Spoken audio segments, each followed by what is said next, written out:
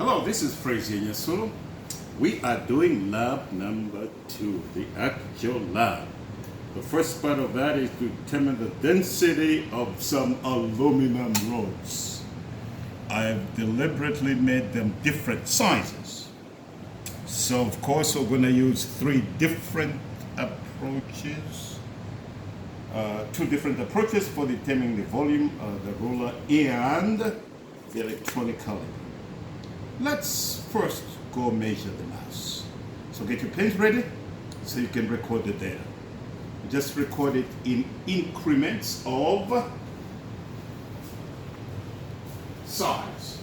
So if you're wondering why the lab looks like this, the reason is in the spring, when students had to leave after spring break, they left their stuff in the drawers, and so we removed them and put them out here for collection later on. Who knows when? Anyway, and just an additional fact here, labs look kind of, we're not supposed to be here this fall. We're supposed to be in luscious, beautiful new labs in the new chemistry building. But here we are, still. So anyway, I have here an electronic balance to measure mass. It's a milligram balance, so you want to record all the units to 3 decimal places. And so, weighing boat, put it on there. It reads a certain mass, but you'll note, of course, if I press tear, then it reads 0, 0. So let's weigh the 3 masses then. Starting with the smallest one. Pen ready? You can just write them on some random piece of paper if you want. 3.386. Remove it. Check that the tear is fine. Next size. 5.248. Next size. 6.812 grams. Last but not least, 8.784 grams. So those are our 4 masses. Let's go back to a better location here.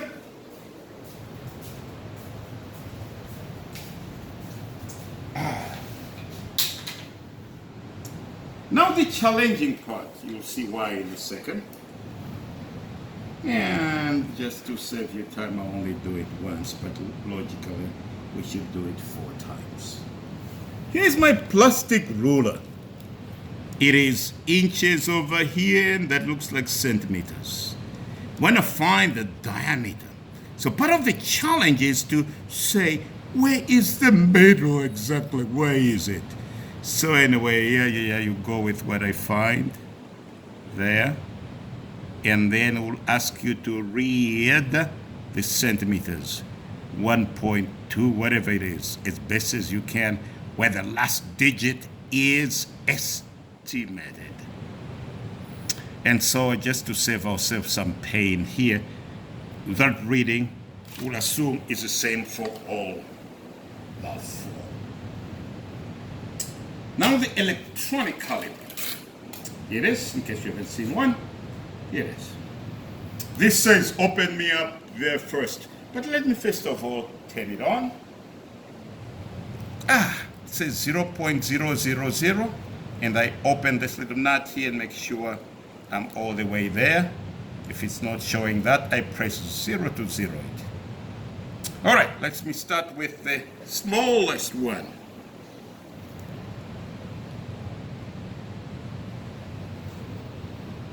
That's the height in millimeters. So it reads to 2 decimal places. Right, going radius. It came off.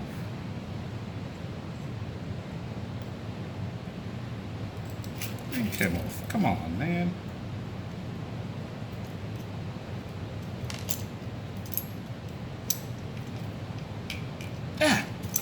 Just get a different one. All right. try and fix that later. All right, again, open that, 0. Make sure this is open. All right, 0 again. Okay. Now we measure the height. That's the diameter. Second one in size. That's the height.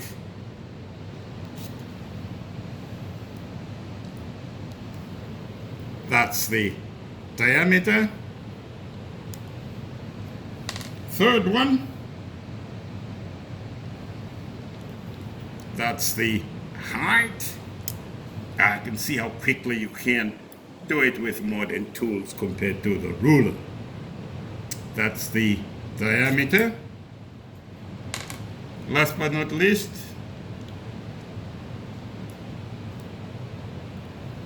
that's the height. And that's the diameter. So based on this, by the way, did we find the height of this? I forgot one thing. When we're doing with the ruler, I don't think we found the height. Oh my goodness. So let's go back. My apologies. Height.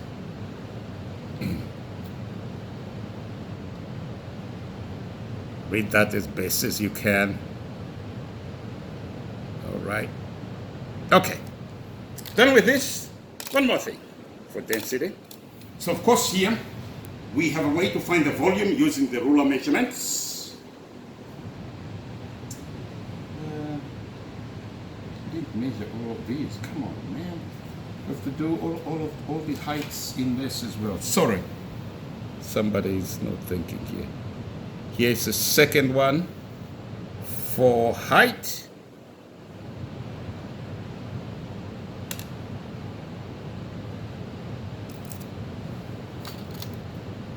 Here's the third one for height.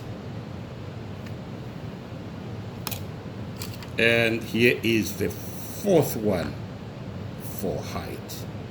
So then measured the diameter. I asked you to use the same one for all of them. And so that's that. All right, moving along.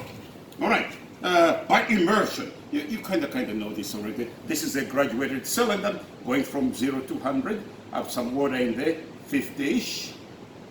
And so I'm going to use this here to sort of profile where it is. When I read at the bottom of the meniscus, so hopefully that's what I'm doing here. Remember that water kind of goes like this in a small tube, so when I read the bottom. So see as best as you can what you can read from that. All right, so next I'm going to put in the smallest tool. This one doesn't matter, but you want to slide it along because sometimes the big one, you drop it, it'll break the bottom. So put it in there, slide it along, and then raise it to what do you think is the new height.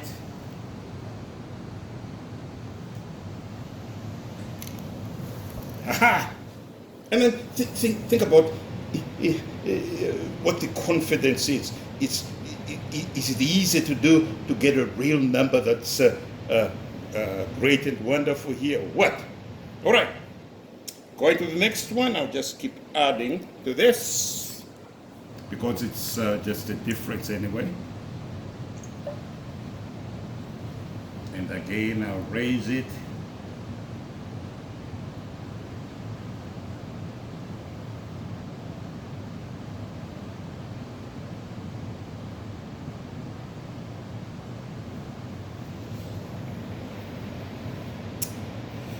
That's number 2.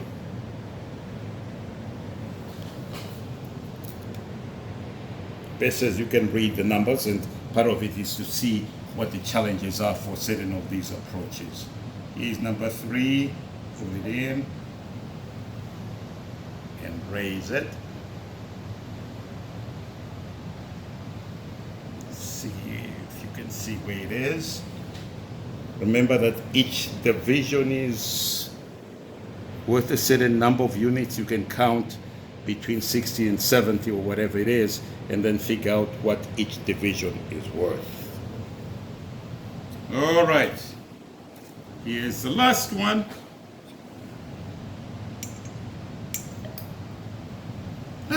It's amazing. I actually stuck them right up. That's just by chance. Oh, so now let me raise it again. So raise it to wherever I think the height is. So you can see the numbers here.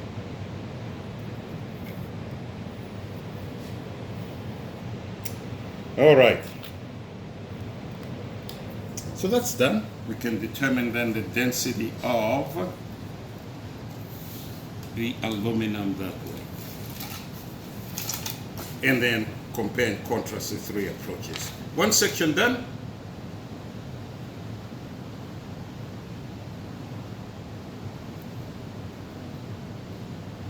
I'll show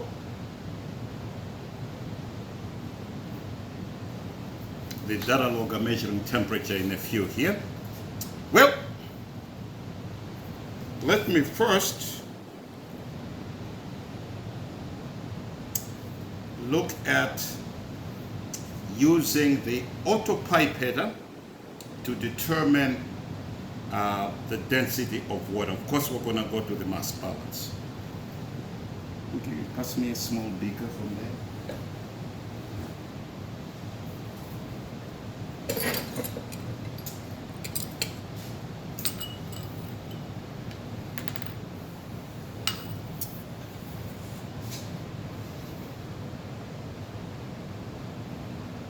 Here's an important exercise. We actually use this a lot in our chemistry labs, the autopipetters. They go from 100 to 1,000 microliters, which is 0.10 to 1.00 milliliters. How does that work? It sucks up the solution, but the solution must be in a tube. We don't want any solution going in here, up here. It's like water entering your lungs. You don't want that. So always use an autopipetter with a pipette tip. So how does it work? First, you get to the, if you go down with a plunger here, you get to the first resistance point. It says, that's a stop. And then you find that you can go on, there's a second.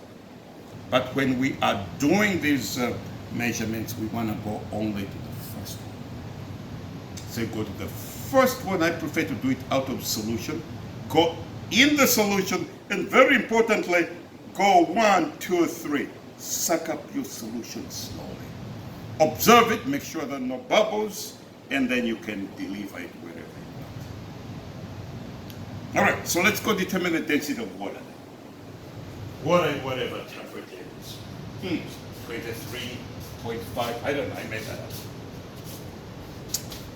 So again here, I tear the balance, and this we're operating from there, and I do the same thing to complete your table 10 times. So get your pen ready so you can actually record the digits. I'm putting in my first one, nice and slow. Pump it out.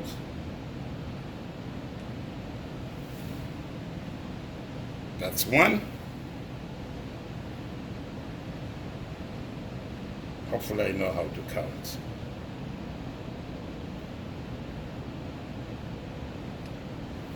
That's 2. Record the data. 2 milliliters, 2.00 milliliters.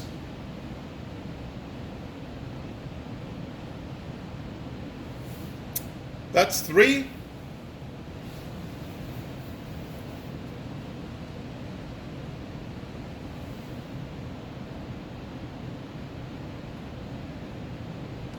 That's 4.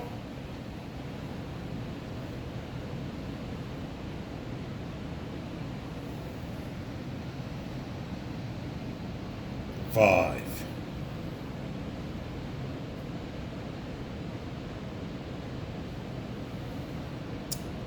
6.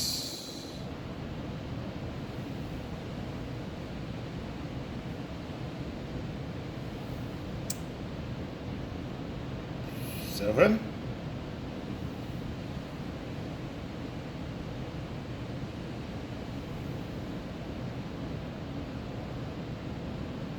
8,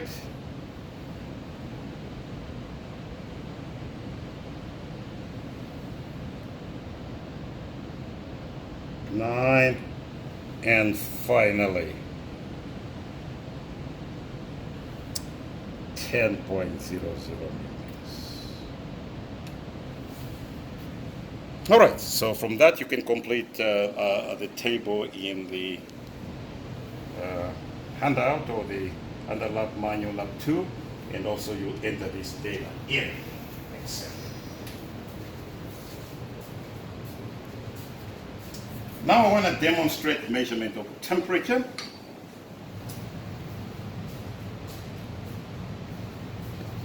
In our case, yes, occasionally we'll measure the temperature of the room, but more often than not, we'll measure the temperature of some solution doing something. All right, so this is a stirrer. There's a big magnet in here, and then this is a little stir bar. So basically, when I turn on the big magnet is going to drive this small magnet that is in my solution, and the solution is mixed. Here's the data logger. It logs the data, doesn't do anything on its own, gotta give it a temperature sensor.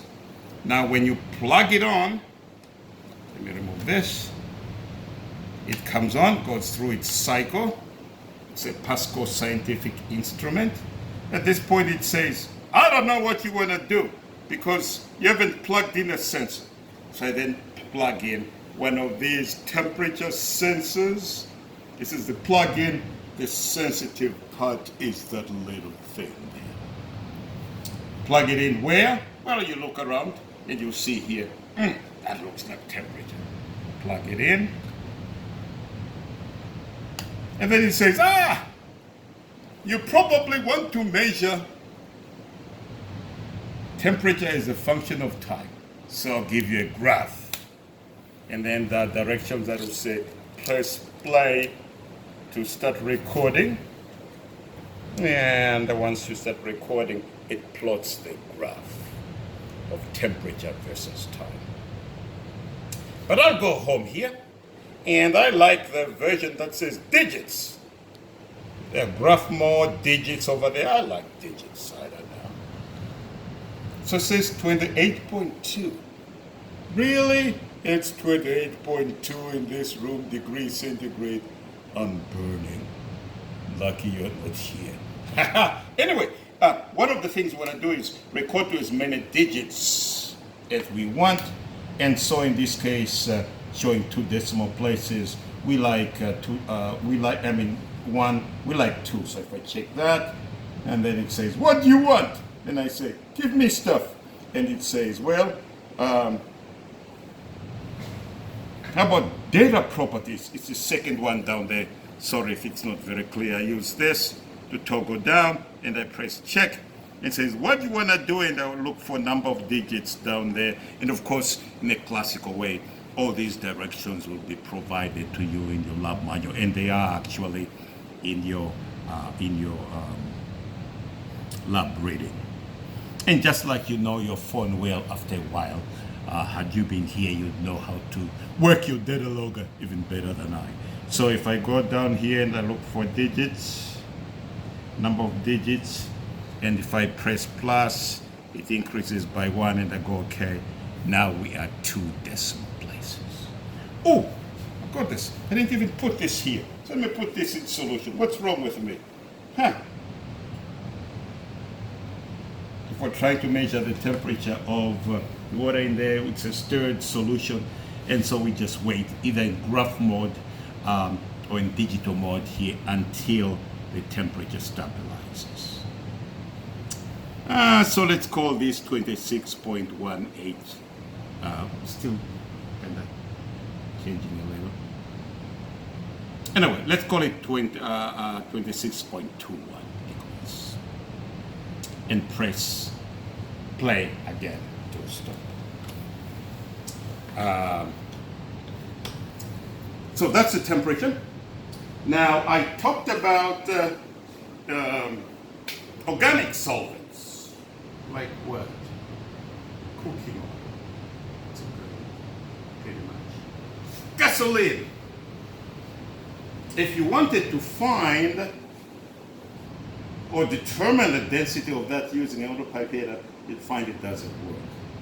Essentially, it would drip.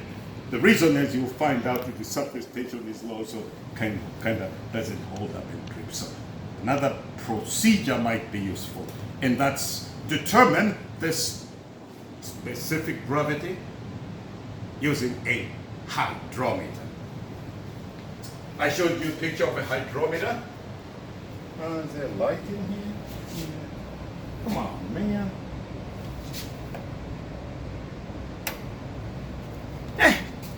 I'm smarter than that. I'll remove these temporarily. Yeah. Soluble substances A and B. I think one of them is cooking oil. The hydrometers that I showed earlier are in there, so you want to turn this around. I don't know if you can see the numbers this way. Turn it so you can see that. All right. And I don't know what this is. It's the other one.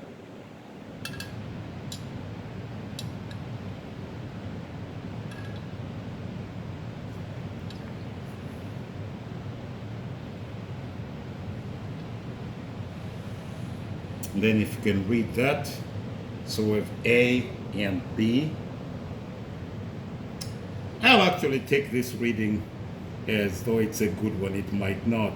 The reason is this solvent is volatile, and so it kind of evaporates, and so this is sitting at the bottom. But can't correct that now, and so I'll just have you take that reading. So with this, remember specific gravity is density of substance over density of water. And so we looked at the temperature of water there, 26 point whatever it is. You'll then be able to look at the table.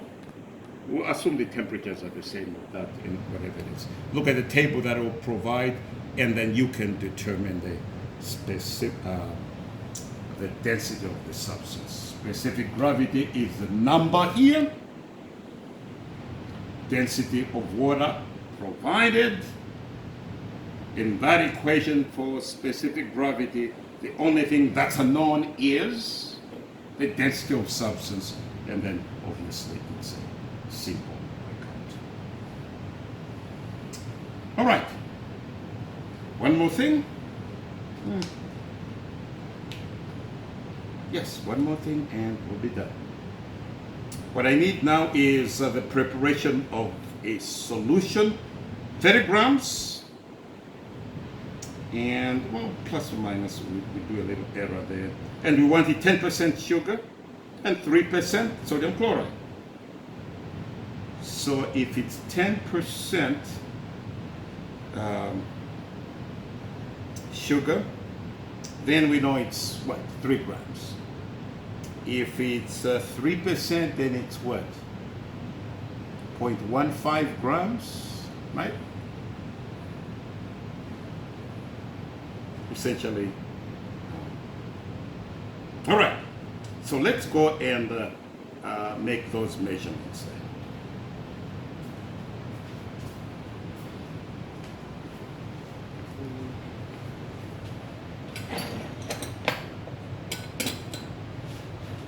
Can you bring that for me?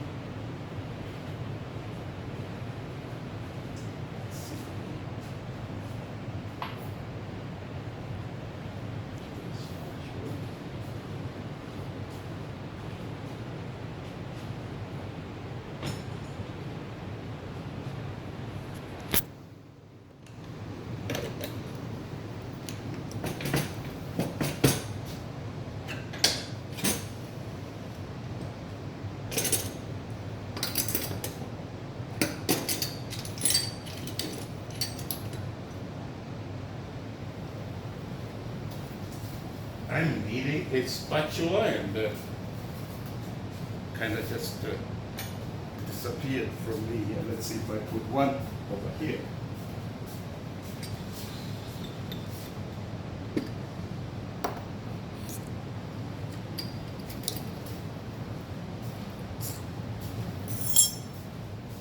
All right, let's do this last phase.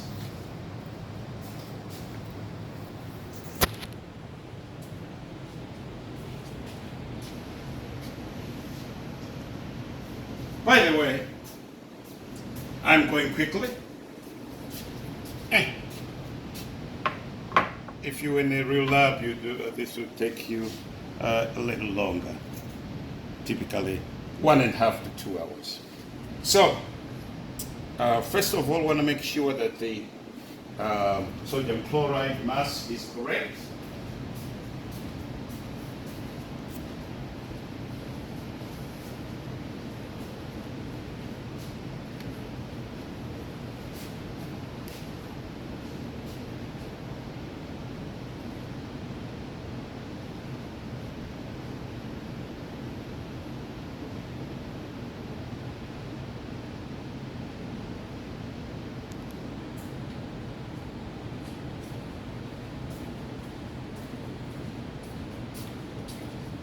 Well, just to make it easy, I don't have my calculator. And so just to make this, I'll make it 5%, in which case it is 10% is 3 grams, so 1.5, 5% is 1.5. So I'm going to take the balance, and here it says what? Sodium chloride. Pretty much a table salt.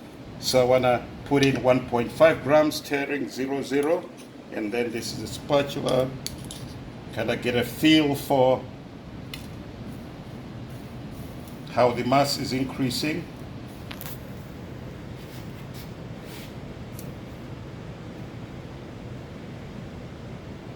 So that went to 0.9, so we do a little more here. 1.1, they go slower. Can always remove some in this case.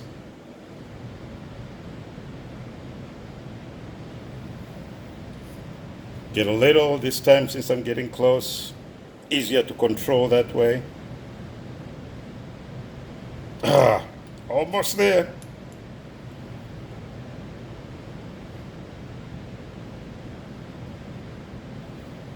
Come on. A little knock.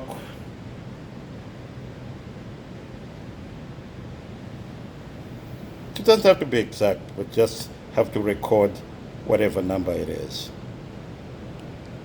1.503, 1.505. So that's sodium chloride.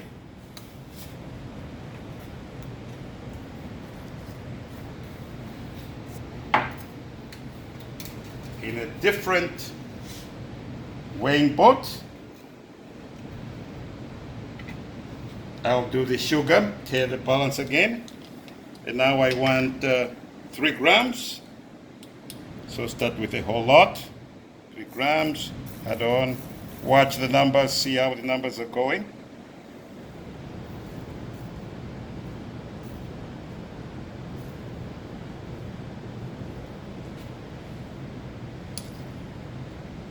Still way off, we're looking for 3 grams. And of course, if you accidentally exceeded, you can remove it. You can remove some from the weighing board without doing any harm at all. So this is just your normal sugar. 3 grams. All right, can you record that? So that's our actual weight. It's difficult to make it exactly 3 grams. So I take my 2 masses.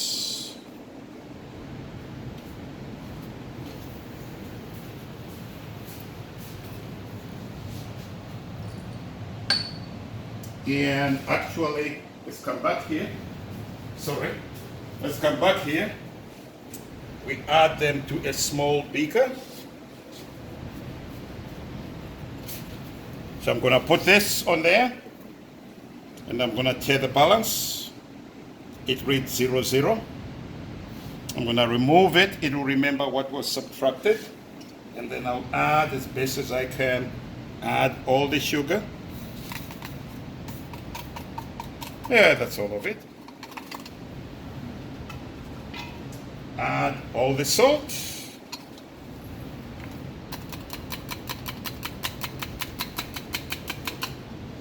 That's all of it. Put it back in there.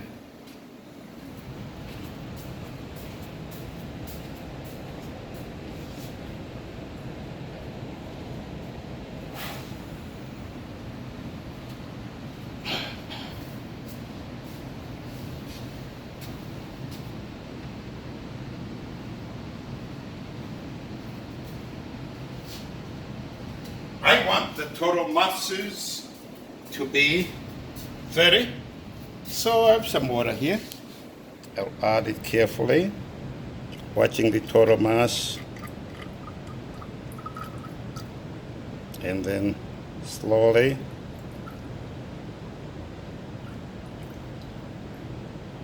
At this point, I'll say, my hand's a little off, so I'm going to use a dropping pipette.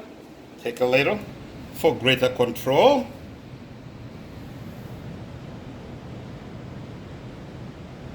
Drop by drop. I'm getting there.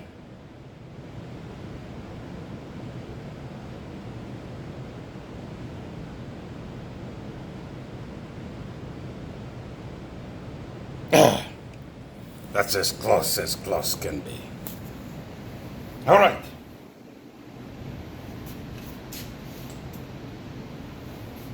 Now we're going to take our solution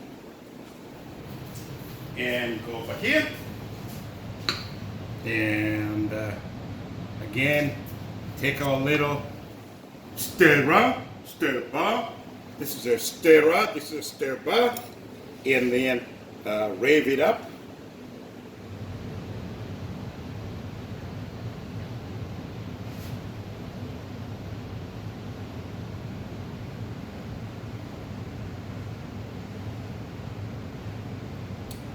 To mix this solution, that is to get all this stuff to dissolve.